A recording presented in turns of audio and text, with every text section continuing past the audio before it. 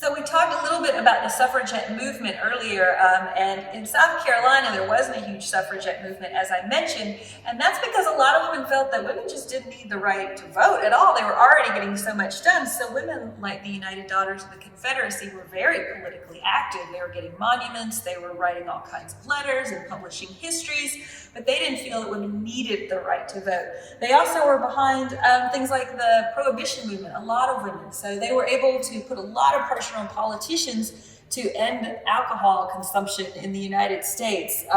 So they didn't feel they needed it. But of course, the women behind these movements were elite white women. So not everyone's voices were being heard. And there were plenty of women like this group of objects here about women who wanted to repeal prohibition.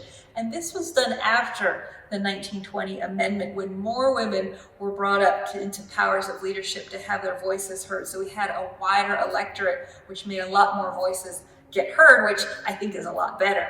And we have the national conventions, and we have a lot of delegate badges here are inviting women in, and they're trying to figure out where women are going to be. And actually they're kind of trying to control where women are going to be by inviting them only to certain committees and those kind of things. So you see women right from the beginning saying, no, we want our voices heard in our own way. So you see a lot of that here. And of course, here we have Elizabeth Gasquet Van Exum, who is our first woman U.S. representative, and she actually came to office when her husband passed away. And this is actually kind of common.